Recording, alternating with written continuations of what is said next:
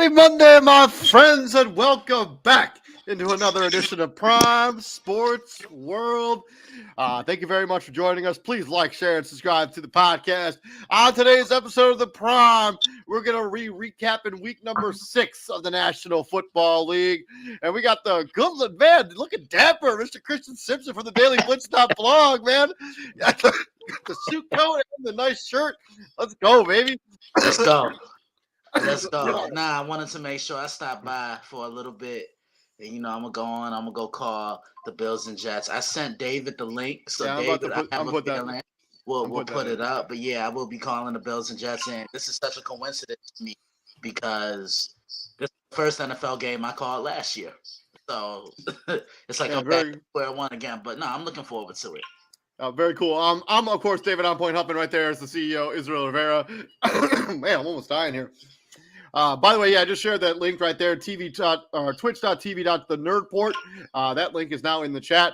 So go check out Christian Simpson as he calls Bills Jets tonight in East Rutherford, New Jersey. No James Cook tonight. It's terrible news. That changes the entire. He got that toe injury. That changes the entire dynamic, I feel, of the game. So now I feel Buffalo, they're going to use a short, quick passing game. So expect a lot of Dalton Kincaid and expect a lot of Dawson Knox and maybe Khalil Shakir if he's playing tonight. Yeah, he's got let's talk about week number 6. By the way, we'll talk about this more on Wednesday, but Izzy, fantasy football. Let's go, baby. You know what? Christian, he rubbed it in my face earlier this morning. No. This morning, he sent me a personal text at 10 o'clock, said, "Hey, I'm sorry for what I did to your fantasy football team." And then he goes on a show and says something. Oh, I see how it is. We'll talk on Wednesday. Let's start with Thursday Night Football and the San Francisco 49ers putting a shellacking on the Seattle Seahawks. They win this game 36-24. Brock Purdy, probably his best game of the season, and a game San Fran really had to have as they, a couple games in a row, they let games slip away. 3 touchdowns, no picks. Jordan Mason got injured in this game, but I'm not sure exactly what. I think it's a shoulder injury. He tried to come back in the second half, but it was basically one play and he was done. Isaiah Guerrero, is that how it's pronounced? 10 carries for 99 yards, 9.9 yards per clip. But they did most of their damage in the passing attack. 1 touchdown for Deebo Samuel, Haskell for 76 yards, and then George Kittle had 2 touchdowns in this game. On the other side, Geno Smith, he had a touchdown. He threw 2 bad interceptions. And Kenneth Walker, only 14 carries, 2.3 yards per clip. He did have a touchdown. Tyler Lockett had the lone receiving touchdown for the Seattle Seahawks as they lose at home to their arch rival, San Francisco 49ers. I mean, looking at this game, there are 2 things that really stand out to me with San Francisco. One, they leave too many points on the table. When they're in the red zone, they're coming away with 3 and not 6, and they have a prime opportunity to really further elevate themselves in the football game. So that's number 1. Number 2, yeah, Seattle wasn't really able to stop the run, but you could still tell how much they miss Dre Greenlaw. And right now, if I'm John Lynch and if I'm the 49ers front office, I'm trying to go get Devin White. He was released by Philly. I think he would fit in San Francisco perfectly. They need someone that can plug up the run up the middle, and he would be absolutely perfect because we don't know when Dre Greenlaw is coming back. But I agree with you, David. This is definitely a huge win for the San Francisco 49ers. This is one they definitely needed, and now they're somewhat in that driver's seat in the NFC West right now. Yeah. I mean, this is a game where I think we were all looking for San Francisco to this is a game that we expected them to look like. Basically, is what I'm trying to say. I'm sorry, I couldn't get the words out. Right. They did it. They did it in all 3 phases of the game. They played defense when they needed to. If it wasn't for Laviska Shenault 97-yard kickoff return to kind of bring a spark. Seattle pretty much wasn't even doing anything offensively against San Francisco. And then they started to come on of late in the second half, but it was just, too much. San Francisco was doing whatever and whenever they wanted to, especially running the football, against them. And so, like I said, great win for San Francisco. Especially in a hostile environment. I mean, it just like it seems like I don't know where they get these running backs from. Isaac Guerrero, 10 carries, 99 yards. Jordan Mason had that shoulder injury that knocked him out earlier in the game, if I'm not mistaken. And he tried to make a way. He tried to bring his way back in the second half, but they were just too good. They just were doing it with Isaac Guerrero, and they were doing it with the short passing game of Brock Purdy. So great win for the San Francisco 49ers. I expected them to play. I've been expecting them to play like this majority of the season, and maybe this is something for what's to become for the rest of the season here from them.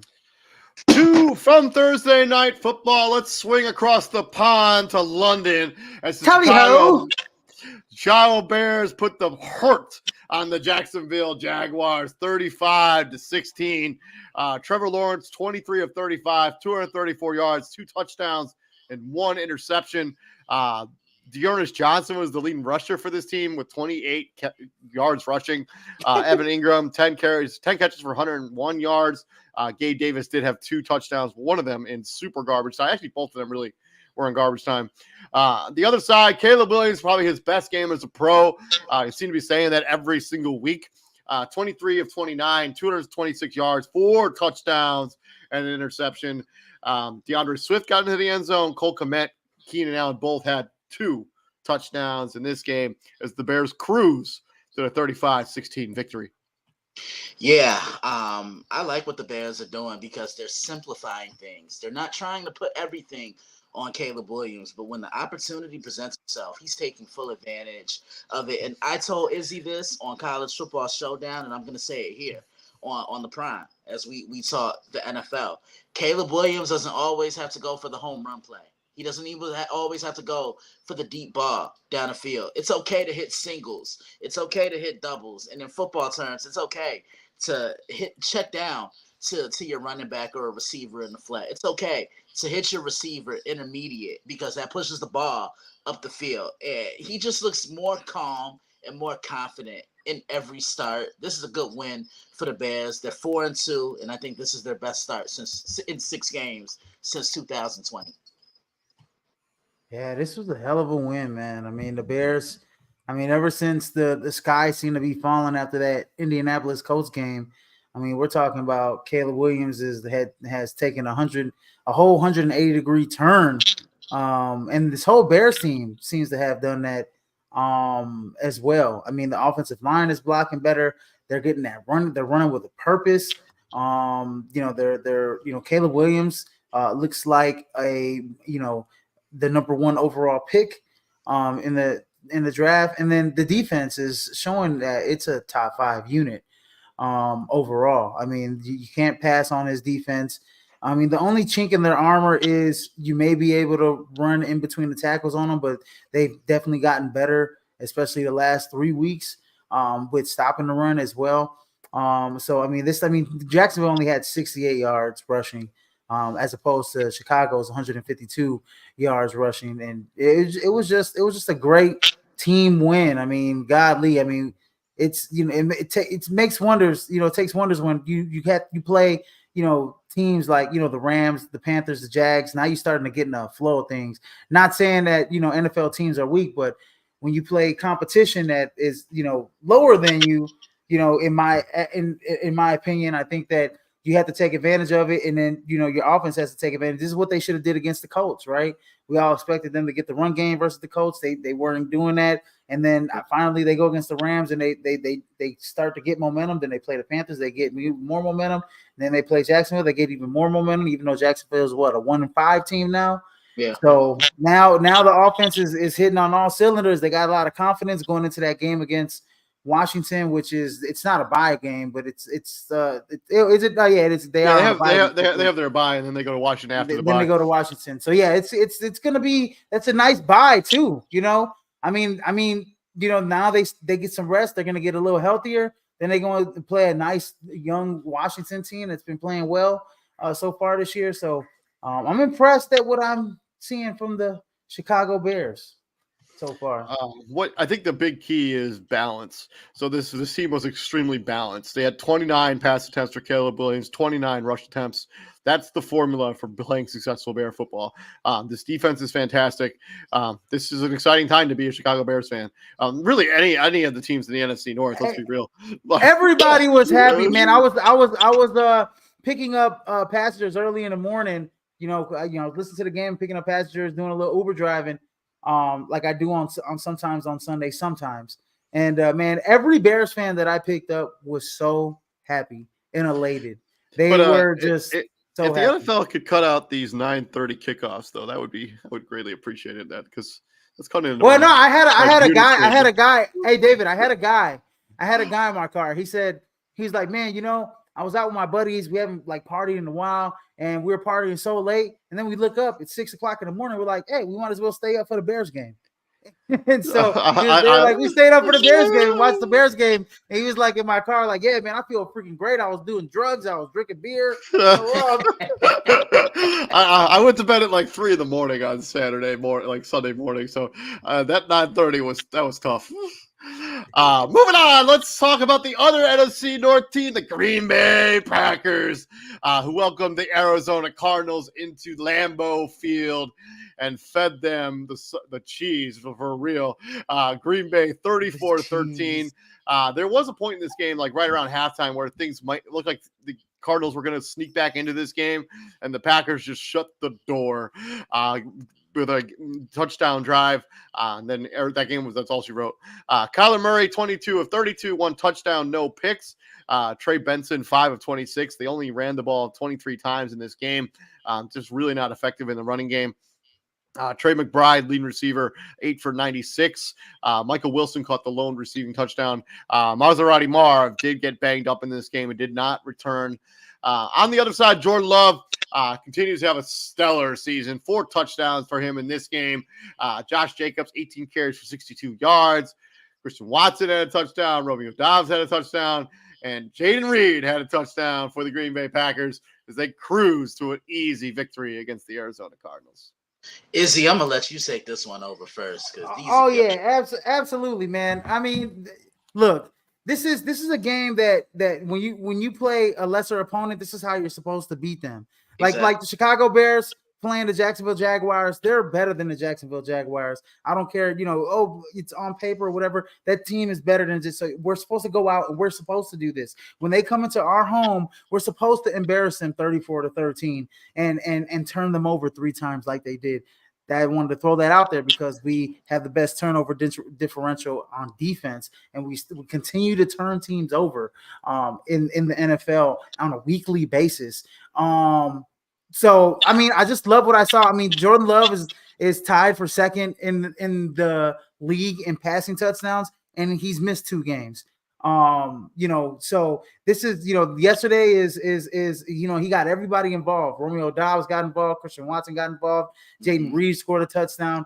You start to see how deep the wide receiver room is when, Ben Sims is getting, you know what I mean? Like Tucker Kraft, Dontavian Wicks. I mean, he only had 1 catch, but still you start to see, how vast and how versatile the wide receiver room is. So yeah, I just loved it. 179 yards on the ground. We continue to lead the league in rushing. As a team, I love Josh Jacobs and Emmanuel Wilson. There's just such a great 1-2 punch.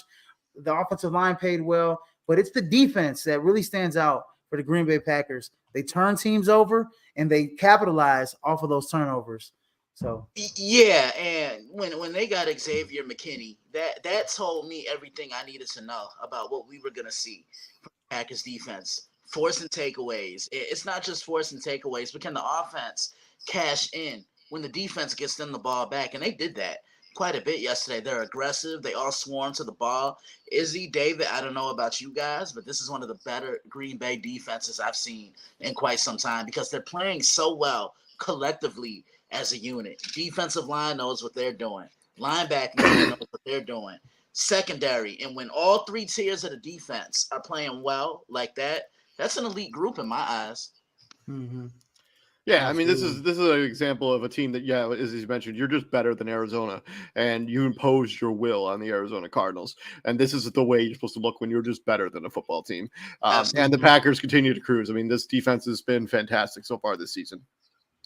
Yeah. Moving on to the AFC South, we got the Indianapolis Colts going into Nissan Stadium and beating the Tennessee Titans 20-17. Joe Flacco continues to just be an ageless wonder kind of here. 2 touchdowns, 1 interception. Tyler Goodson was the leading rusher in this game for them. 8 carries for 51 yards. Jonathan Taylor missed his 2nd straight game for the Indianapolis Colts. Josh Downs and Michael Pittman caught a crazy touchdown that actually ended up sealing the game for the Indianapolis Colts. So if you haven't seen that Michael Pittman touchdown, go check it out. It's pretty nice. Will Levis, yeah, up and down Will Levis stuff continues.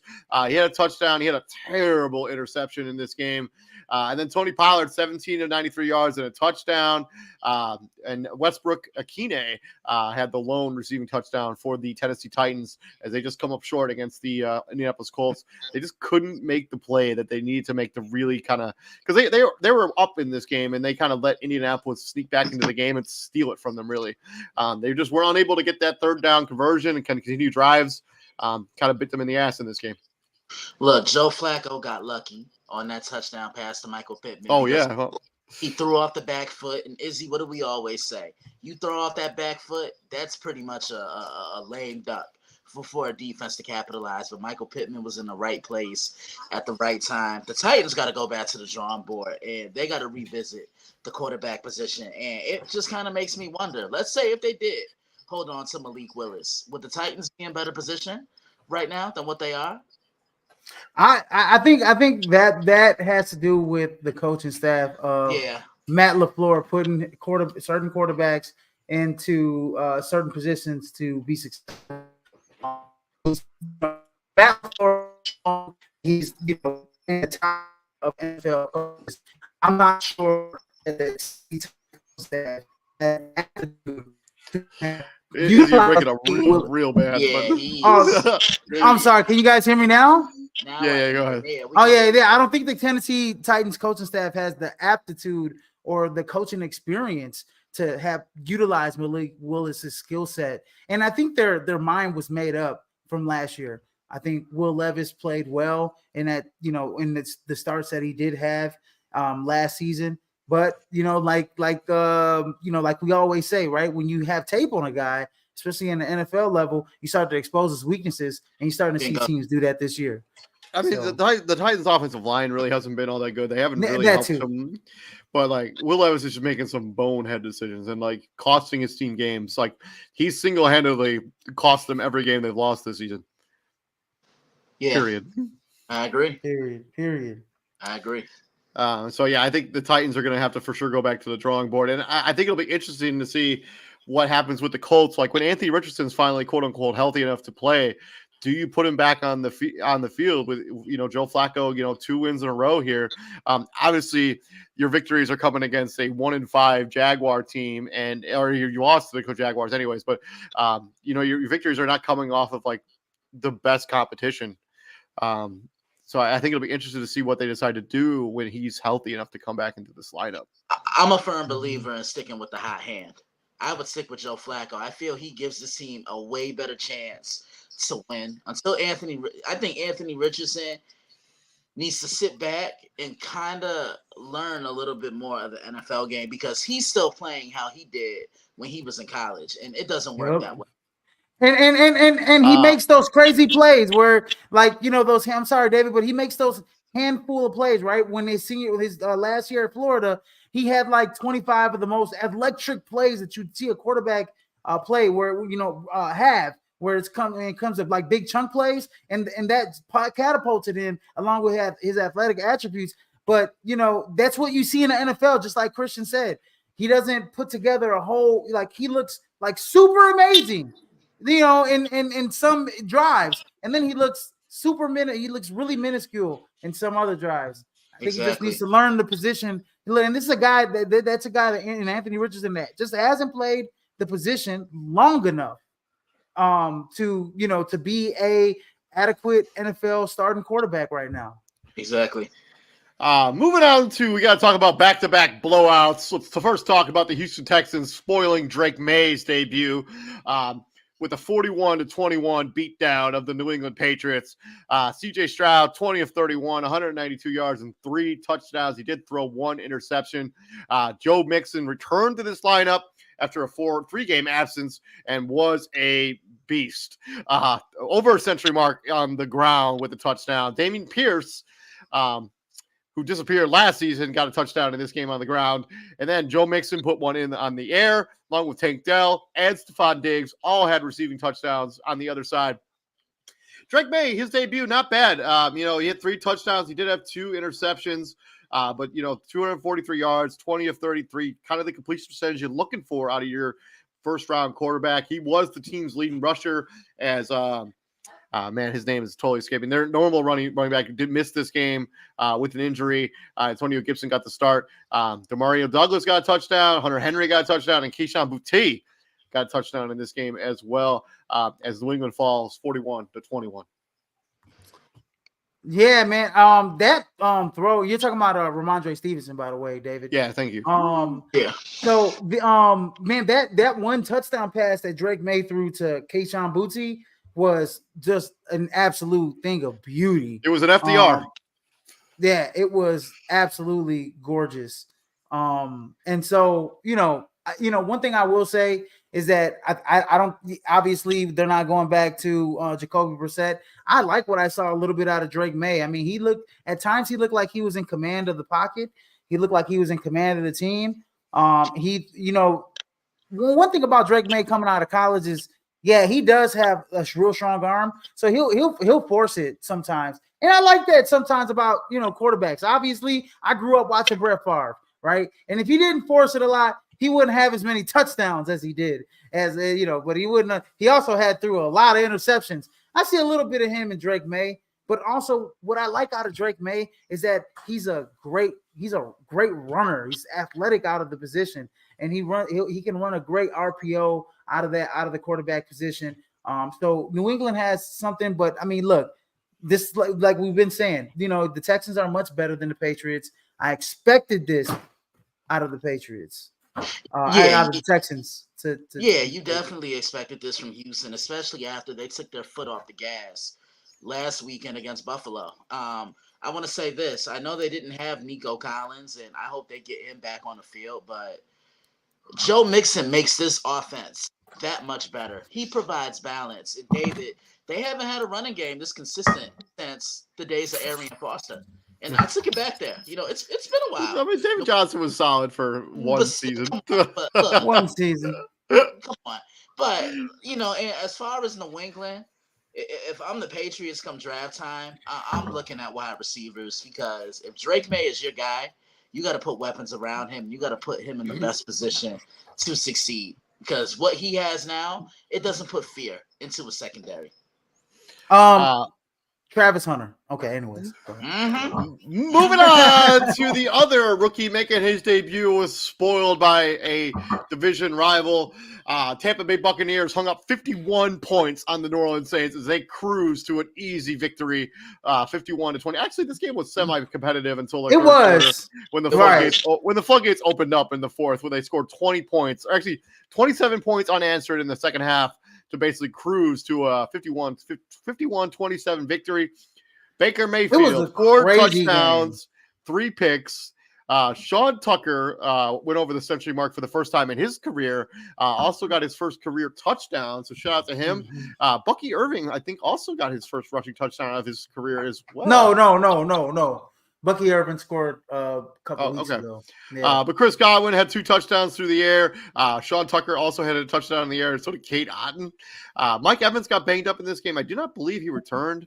And then on the other side, Spencer Rattler making his NFL debut, 22 of 40, 243 yards, a touchdown, 2 interceptions. Alvin Kamara had a touchdown in the air, and then Bud Means, who I think he's got his first NFL touchdown, had the 1 receiving touchdown.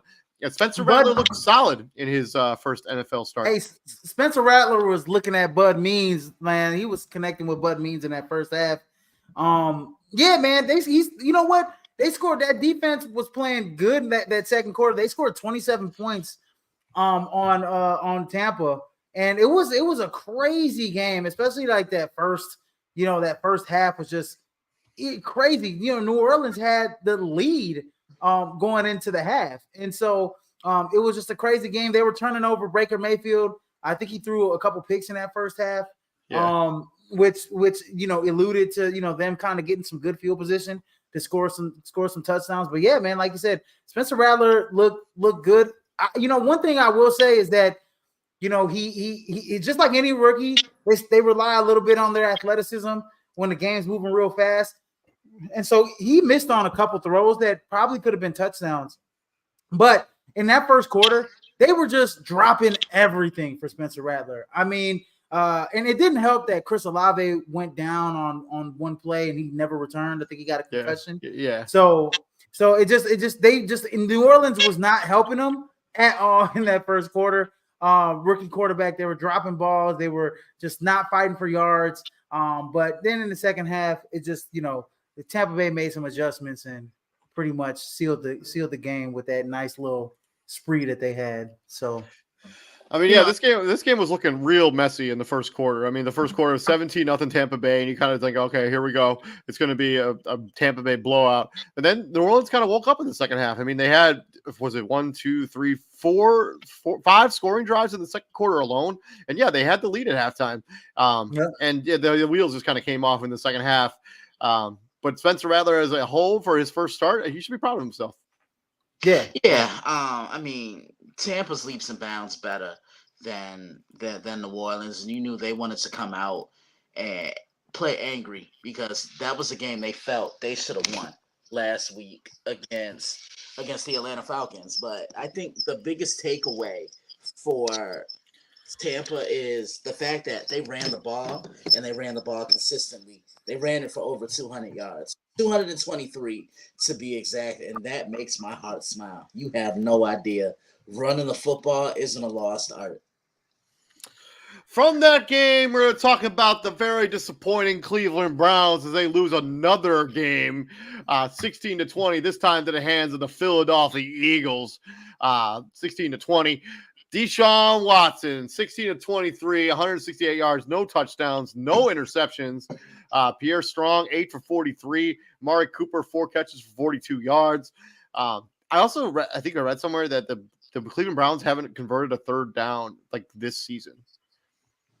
Don't quote me on that because I might not. It might be on the road, maybe. And then on the other side, Jalen Hurts bounced back nicely, 16-25, 264, 2 touchdowns. Saquon Barkley, 18 for 47. AJ Brown returned to the lineup and had a monster game, 16 for 116 and a touchdown. Devontae Smith returned to the game lineup as well, also had a touchdown. As Philadelphia kind of just squeaked this one victory out in the middle in the link. Something's not right with the Eagles. I don't know if they don't want to play for Nick Sirianni anymore. But like Izzy said, with the Packers and the Cardinals, Green Bay's leaps and bounds better. And that's how you beat a team that's better than you. Same with Houston. Like you said, David, I can apply that to the Browns and Eagles. I get it's any given Sunday. Anybody can be played tough on any day during the football season. But the Eagles had a week to get it together after the beatdown against Tampa, and it just seemed like every opportunity they had, they didn't capitalize upon it. But the one thing I will say is having AJ Brown back made a difference because they can create down the field a hell of a lot more. I mean, I don't think that's necessarily fair. I mean, the Cleveland Browns, like on paper, we look at their roster, like they should be better than they are. Like they have some real talent on the defensive side of the ball. And this is a good win for Philadelphia. I mean, say whatever you want about Cleveland. This should be a team that's better than they are. And I don't necessarily think this is like one of those Nick Sirianni things. Like I think that the Browns, they are been competitive in every game they've been in so far this season, outside of the Dallas game. I think they just can't they can't make big time like the like those clutch plays, they just don't convert that stuff. It's been like that all season long. It's probably not going to get any better. It might get worse before it gets better. I think there's going to be some conversation in Cleveland about the starting quarterback situation. I think there might be some conversation about the offensive coordinator. It's just not a good situation in Cleveland. This is a good one for Philadelphia. All I know is if I'm Cleveland, I would consider starting Jameis Winston. This offense needs a spark, like you said, creating that big play down the field. Jameis can do that, and I think these guys don't want to play with Deshaun Watson. I see it in body language. I see how they respond to him and everything. Jameis, they're gonna give 110% for. I can see it. I would consider making that move. I don't necessarily disagree with that at all. Is he? Yeah, no, I agree with you, Christian. I think they do need to make a move. It's gonna get a little bit better, right? Hopefully, you think with Nick Chubb coming back week 7. Excuse me. You think it's gonna get better for Cleveland? I mean, defensively, they're out there playing their hardest, but they're just always out there. And teams, continue to control possession. And I just think that this Cleveland team is Deshaun Watson used to be Superman. I remember his old coach Dabo Swinney called him Michael Jordan of quarterbacks because he had that clutch gene in him, but you just don't see it anymore. He's a shell of himself. He just lost a lot of confidence, and it's sometimes guys they still have it athletically, but they don't have it mentally. And Deshaun Watson's one of those guys that he just it's like you look slow out there too. Like he just doesn't look like the same guy that you remember from Houston. Like it just doesn't. Yeah, he looks like he's kind of gained some weight and he's just overweight. I don't know. It's just it's depressed when everybody has when everybody is saying that you're a lot of crazy things. I think he's he let it get to his head, and depression is a crazy thing. I mean, he may not come out and say it, but I mean, he something mentally is not right there. And I think what needs to happen, like Christian said, we need to start Jameis Winston, get a spark, see what happens. But I think this season's over with for Cleveland. They need to start looking for a new franchise quarterback after this season. That is evident. Yeah. Moving on to the battle between Lamar Jackson and Jaden Daniels of the Washington Commanders and the Baltimore Ravens. And you can put the early victory for Lamar Jackson as they win 30-23. Jaden Daniels, 24 of 35, 269 yards and 2 touchdowns. Definitely played well in this game. He should be proud of his performance. Jaden Daniels, 6 of 22. He led the team in rushing. Brian Robinson Jr., by the way, did not play in this game, was a last-minute scratch.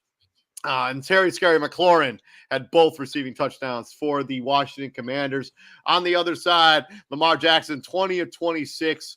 So efficient for Lamar Jackson, 323 yards, a touchdown, and an interception. Derek the King Henry goes over the century mark, plus 32 yards, punched in 2 for 6. Mark Andrews gets in the touchdown column. I think that's his first touchdown of the year, and his best receiving game of the year as well. As Baltimore wins 30-23, but this game was very close, really down to the end. Yeah, Baltimore looks good. We could talk about them being 5-1 right now. Football truly is a game of inches. You saw that against Kansas City, and then look at how they blew that 10-point lead against the Raiders in week 2. But ever since that game in Dallas, they've gotten right because they're feeding the big guy. Look at Derrick Henry compared to the first 2 games this season, compared to how he's been as of late. And most importantly, he's alleviating a lot of pressure off of Lamar Jackson. Baltimore, they look good right now. I think they're the hottest team in the league, but I'm concerned about their pass defense because they're ranked 31st when it comes to defending the pass. And if you say you have to play a team like a Houston with Nico Collins and all those weapons, Houston could beat them come playoff time. Kansas City, of course, would beat them. Say if Buffalo makes a move for a particular wide receiver, Devontae Adams, Buffalo could potentially beat them as well. So they got to tighten some things up. But other than that, I like the way Baltimore is playing. They are playing their brand of football. They are running the ball, and they are uglying games up. Go ahead. The Ravens in this game scored on all 7 drives in the game, or 7 straight drives. in this game. Washington's defense just could not stop Baltimore whatsoever in this game. It didn't matter what Jaden Daniels did. They had 2 90-yard drives for touchdowns in this game against Washington. Washington pinned them down within their own in Baltimore's 5-yard line, and they just could not stop Derrick Henry. They could not stop Lamar Jackson. Zay Flowers had himself a first half to remember in this game. Yeah, 9 catches for 132 yards when it's all said and done. Yeah, and I think that's a franchise record for Baltimore Ravens wide receiver in the first half for that many catches. I think that's what Jim Nantz and Tony Romo said. But man, this was a hell of a game. And then on the flip, for Baltimore, and then on the flip side, let me say this. Okay, hold on. It was a good game for Baltimore because Washington's defense has been outplayed. How we kind of talked about how Washington's defense has been kind of terrible. Their secondary showed their ass in this game, right? How David, we always talk about this secondary just isn't ready. They're not good. They proved it today. They outplayed themselves in the last few weeks, but today yesterday they really proved that they're not ready to play against elite talent like the Baltimore Ravens. And then on the flip side, Jaden Daniels continues to impress. I mean, this team has converted on every single 4th down that they have had this season. They've converted on every single 4th down. And he had another big 4th down conversion for a touchdown late in the game. But obviously the defense just couldn't hold up to its end of the bargain. But Jaden Daniels continues to throw with great precision, great timing. I mean, he's delivering balls before wide receivers are coming out of their breaks. I mean, that's pro level stuff. And you expect that to happen out of a guy of his pedigree who just won the Heisman, who was under the great tutelage of Brian Kelly at the University of LSU. One thing I will say this too, the Baltimore Ravens defense is what stands out to me though. Although you pointed out that they, in the back end, they're giving up a lot of plays, giving up a lot of chunk plays, but they're not letting quarterbacks like Jaden Daniels get outside the pocket on them. They rarely let quarterbacks scramble for yards. Cal Van Noy, Roquan Smith, those guys are keeping the fast quarterbacks in check. They're keeping the run game in check. This is one of the best run defenses in the league. The Baltimore Ravens have proved to me, even despite their record, that they are the most complete NFL football team in NFL football team, period. And when you have a guy like Derrick Henry who can close the game, we talked about this, and I don't know what I think it was me, you, and TJ. I think we kind of had to eat our words because we said, well, they're already a great running team. Who cares if they get Derrick Henry? Well, now you're starting to see the benefits of having a Derrick Henry. Ain't that right, Christian? Because you had guys like the Gus Bus. You had who's the kid in LA Chargers always gets J.K. Dobbins. J.K. Dobbins. You had they had a slew of running backs. They threw 3-4 running backs out there with Lamar, and they'd always be one of the top rushing teams. But when you add that number one guy, he's leading the league in rushing yards. He's leading the league in rushing touchdowns. He's leading the league in carries. He's leading the league in yards per rush. Yes, Derrick Henry is the ultimate closer for a football team. And not only that, he makes everybody else on the offense better because when you play Derrick Henry, defenses are sitting on that line of scrimmage. So what does that mean? You can use your play action, and that opens up the passing lanes. That's why guys like Zay Flowers, who had a hell of a game yesterday, the 9 receptions for 132 yards. He was so wide open because look at all the attention Derrick commands. Most importantly, I think the guy that's benefiting from this the most is Lamar Jackson. And I even said after the move happened, you have an MVP, a former 2-time MVP winning quarterback, and a former offensive player of the year sitting in the same backfield. That's scary. And guys, I'm gonna get out of here now. Let me get ready to do what I do. Yeah, y'all have a great rest of the show. I'll be back on tomorrow. Check these guys out. To everyone that's tuning in, my 2 brothers, David on point, Israel Rivera on the prime. I love y'all, man. I'm about to go call this game, so I'll check in with you guys. And that was our good friend Christian Simpson from the DailyBlitz.blog. He will be broadcasting the Bills-Jets game here tonight. I have shared the link onto our comments page on all of our platforms. That's twitch.tv/thenerdport. So go ahead and check out that content. And Christian, have a good time, brother. Moving on to the late afternoon window. Let's swing into the AFC West. We got the Los Angeles Chargers going into Mile High and basically killing the Denver Broncos 23-16. I know the lead was only like a 7-point victory. This game was not that close. It was 23-0 going into the fourth quarter, and Denver scored 2 garbage time touchdowns to make this respectable towards the end. But this game was not close. Justin Not Herbert, close. 21 of 34, 237 yards and a touchdown. J.K. Dobbins had a touchdown. And Vindal, who's their backup running back, also had a receiving touchdown.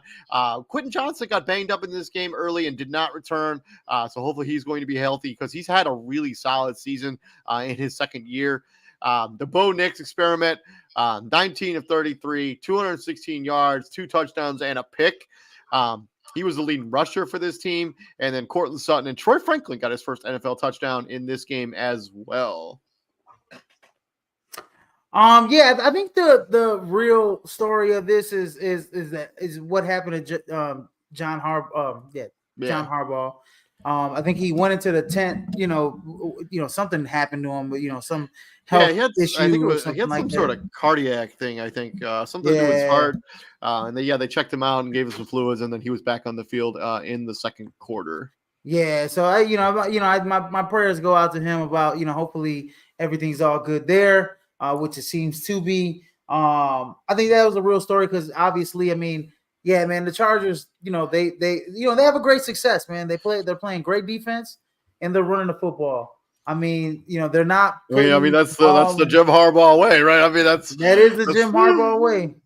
That is the Jim Harbaugh way. Every time Jim Harbaugh has a successful football team, they play great defense and they run the football. That's his recipe for success.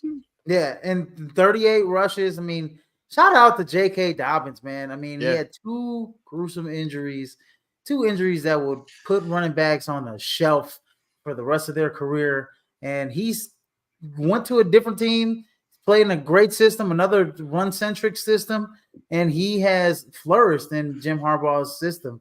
And I couldn't be more proud of a guy that rises out of the ashes like the phoenix, a phoenix, and do his thing. So shout out to J.K. Dobbins. But on the other side, Bo Nix is a rookie quarterback. These are the growing pains when you give a rookie quarterback. 2 touchdowns, late touchdowns, and like you said, the 1 interception. This team just couldn't get. He was also the leading rusher too, right? Like you said, yeah. 61 yards. This offense struggled in the entire first 3 quarters. So really no presence on offense whatsoever in this game until the very end when it was already over. Yeah, and so I think well, I will say this: Cortland Sutton caught probably the catch of the year. Yeah, that is one thing. Cortland Sutton catches some crazy passes. Like if he was on like a better football team, like I can't imagine what his numbers would look like. He's super underrated. He's a super underrated wide receiver. But at the same time, it's. I know they locked in what's his name, Sean Payton for I don't know what his contract was, 5-6 years, something like that. But at some point, you got to start looking at what's the real issue here? Is it Sean Payton? They're supposed to lose to the Chargers with a young quarterback. So I guess you got to give them another year, but I think that leash is starting to shorten up a little bit as they continue to struggle there in Denver. So yep. To the other AFC South team that played this weekend, the Raiders got curb stomped by the Pittsburgh Steelers 32-13.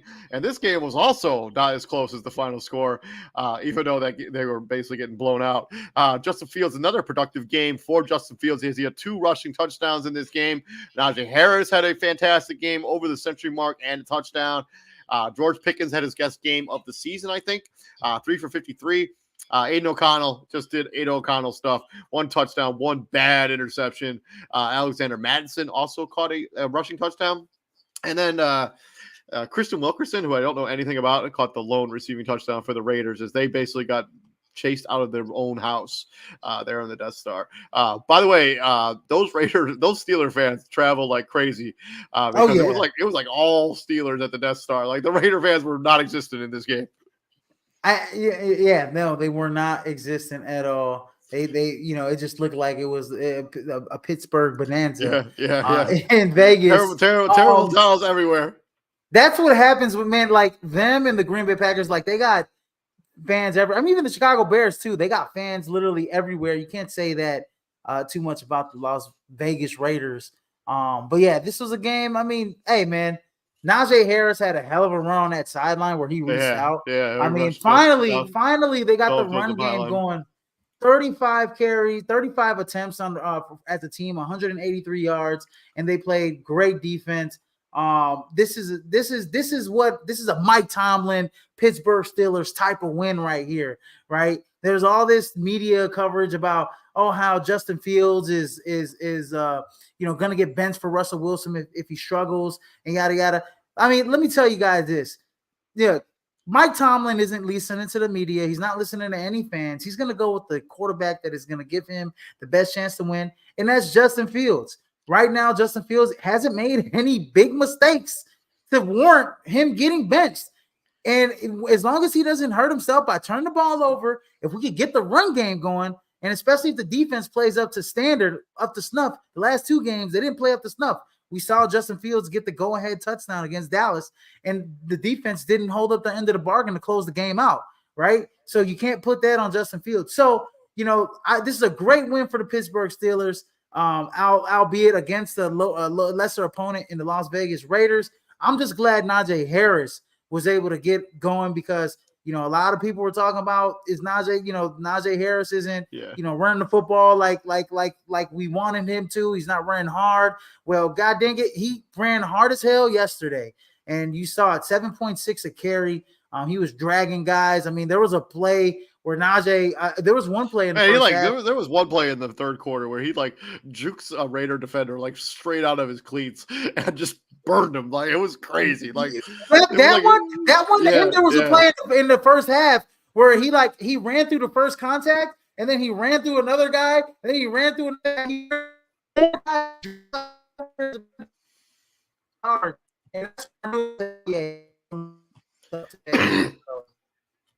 Yeah.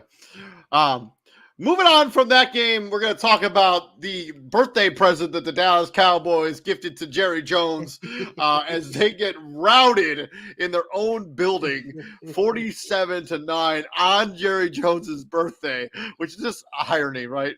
Before we get into the actual game itself, we just want to give our thoughts and prayers out to Aiden Hutchinson. Had a nasty injury in this game, broken tibia and the fibia as well, compound fracture. So hopefully he's going to make a speedy recovery. His season is more than likely over unless he's superhuman. But yeah, that was a nasty injury and really disappointing for a guy who's probably on pace to potentially win DPOY. So hopefully he can make a speedy recovery and bounce back next season. But back to the action on the football field, the Detroit Lions, as I mentioned, 47-9 as they destroy the Dallas Cowboys on Jerry Jones's birthday. Jared Goff, another efficient day at the office for him.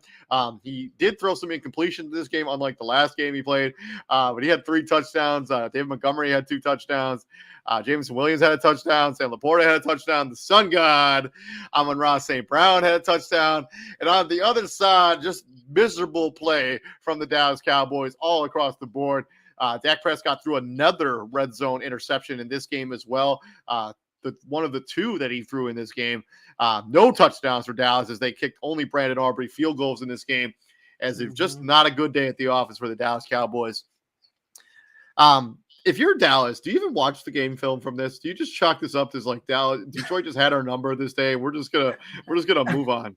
How do you even cope with you're hey, we beat this team last season, quote unquote, and they put up 47, 40, and Detroit was trying all sorts of crazy stuff towards the end of this game. They tried that flea flicker, and then they had that play where they ran that play for Penei Sewell, was supposed to be trying to dive towards the end zone. Yeah. They were pulling out all the stops like during this game for real. They were definitely hot dogging it. They were definitely rubbing it in. Yeah, they were definitely rubbing it in their face at the end of the game. I ain't gonna lie. If I was the Dallas Cowboys, I took that personal. Like these guys are just playing with us like that play they ran for Penny Sewell was just like, are you kidding me? Like, dude, at some point they run a hook and ladder play for their right tackle, like unheard of. At some point, I'm like, what is this? The annexation of they're doing the Little Giants play, the annexation of Puerto Rico? Like, what are we gonna do, dude? Like, what's going on here, brother?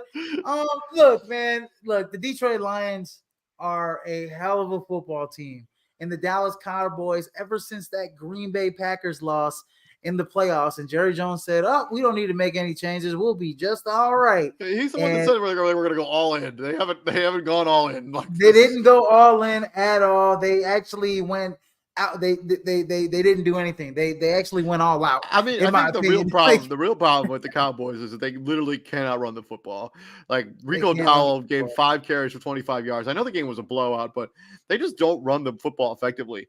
Like if a Travis Etienne is available, like I would probably be trying to see if I can get him on. Well, this offensive line just isn't good though. Yeah. This offensive line in the last like 15 years since Tony Romo was quarterback, this has to be one of the worst offensive line. This has to be one of their worst offensive lines that they've had. Oh, I don't think that's. I don't think you're saying anything bold. That's for sure. It's not bold. It's not. I mean, because Dallas for a long time, right?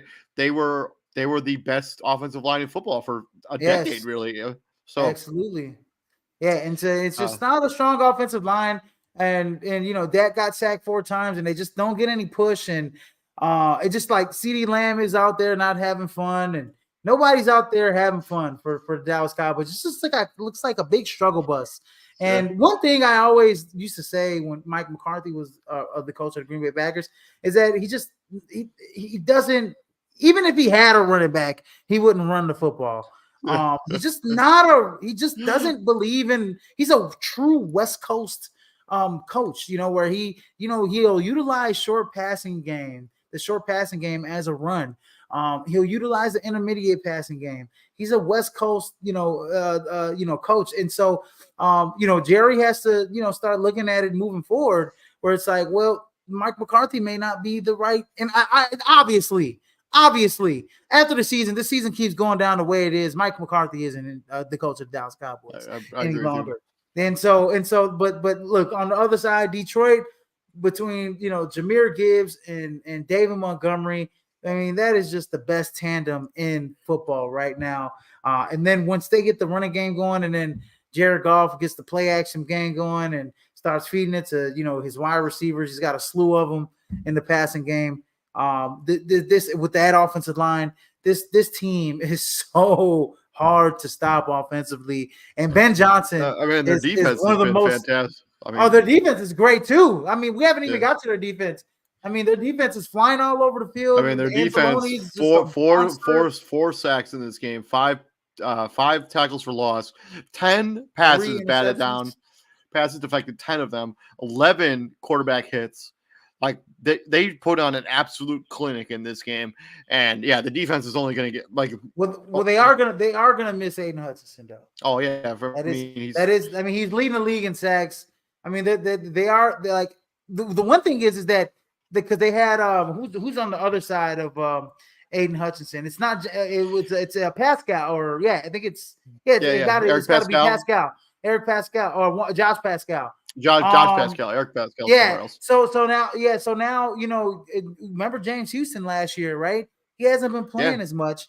Now we got to start bringing back. Now we got to bring back James Houston, who almost had double-digit sacks in 8 games last season. So 2 years ago, actually, but was it 2 years? Yeah. Well, yeah, 2 years ago. So we got to start getting that guy going. But next man up mentality for Detroit, but they are going to miss Aiden Hutchinson moving forward and on defense. But offensively, I mean, godly, I can't say nothing. I mean, this they put on a clinic, and Ben Johnson, I mean, he should teams should be clamoring to I mean, and he should have the pick of the litter in this next coaching carousel that goes on. So 100%. Moving on to the NFC South. Atlanta just took care of business against the Carolina Panthers, 38-20.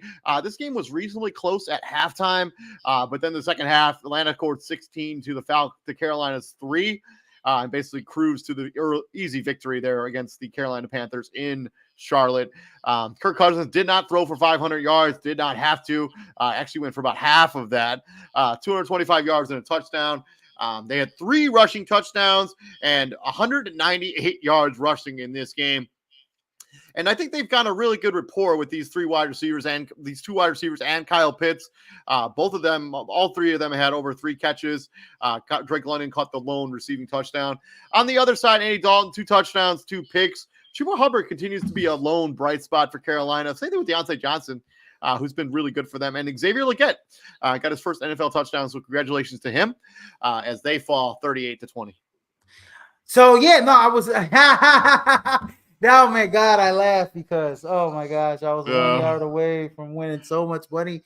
But that's neither here or there, man. Anyways, so I was watching this game, and for other reasons, not that I'm a big fan of neither one of these teams, but man, look, Tyler Algier ran for 100. Bijan Robinson almost ran for 100. They kept him on the sideline actually at the end of the game. He could have actually came in there and ran for 100. You could have had 2 running backs run for 100 for Atlanta. When it came down to it, though, Carolina had a chance to, go down the field and because they were only down I think it was 5 points or 8 points or so, and Andy Dalton just throws a terrible interception down the field trying to force it in. I mean, he had an underneath guy, and he could have just pitch and catch to the underneath guy, picked up 5-6 yards, kind of continue to move the drive. And they just one thing I will say this on that drive, you need to keep feeding Chuba Hubbard the ball because he was just like 5 yards, 6 yards, 7 yards, 8 yards, 9 yards. Every carry. I mean, he didn't have a carry of less than 5 yards on that drive, and he was just pounding them. And they just stopped giving Chuba Hubbard the ball and said, here you go, Andy Dalton. Let me give you the ball. It's like, sometimes when it's working, you got to keep going for it. And Carolina just, they beat themselves by, trying to, put the ball in Andy Dalton's hands and let him,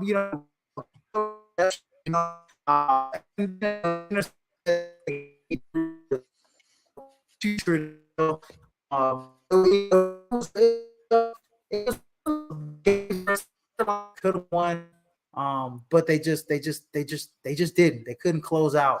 They couldn't, and just one turnover in one game, just it can change the difference in the outcome of a football game.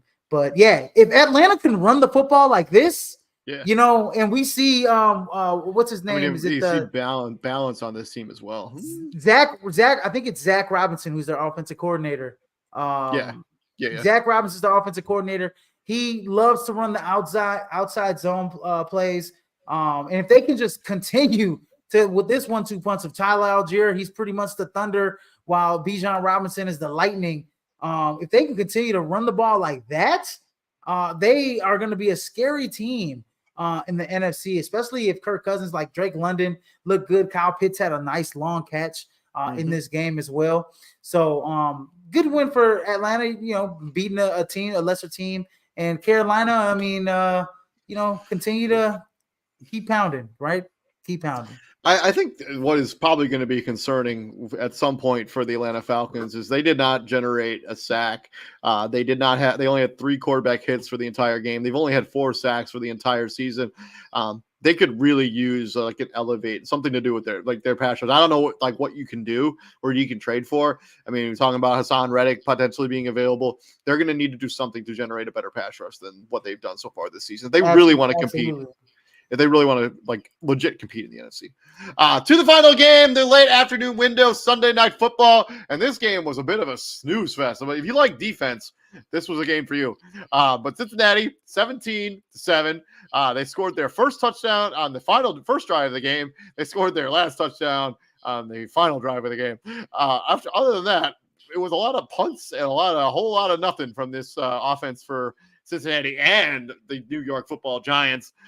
Joe Burrow, 19-28, 208 yards. He also led the team in rushing, but a lot of that came on a 47-yard house call.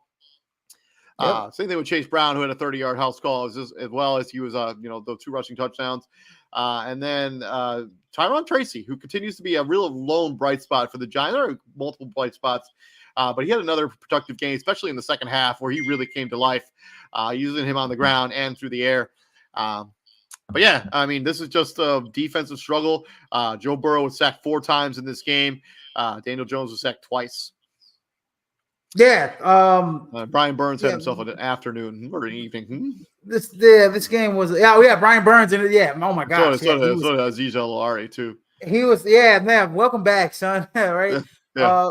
He was in the backfield that they couldn't get that running game going whatsoever in the first half. But you started seeing Tyron Tracy, I mean, he's only been playing, running back for a year, a couple 2 years. I mean, 2 years now. He was in Iowa. He was running back in Iowa, and then he goes to Purdue, and he transferred. He was a wide receiver. He was he was a wide receiver and transferred over to being a running back. So it's very interesting to see his development, especially like his movement in the holes. I mean, obviously, when you whip him outside on a cornerback or whatever, they think it's like, oh, he's just gonna sit back, and I think Chris Collinsworth alluded to it. Yeah. But I mean, this guy actually has legit like route skills. Like him and Alvin Kamara are probably, if I was to look at who's like got the best route skills as running back, it's probably him and Alvin Kamara, and Christian McCaffrey, obviously. But this game comes down to, I mean, golly, this was a snooze fest, man. I mean, let's put it like it is. And Brian Daboll. You got to kick the field goal at some point. You can't keep going. I mean, it's like a 55-yard field goal. I mean, that's not in the Meadowlands. I mean, that's a tough place to kick in general. I have no problem with him going for it on that particular 4th down, because we saw it like later in the game. I mean, they had an opportunity because they needed a touchdown and a field goal. I mean, the game was already kind of over at that point, but Greg Joseph missed that kick, and it was like 47 yards or 37, something like that. Not a 47-yard field goal. I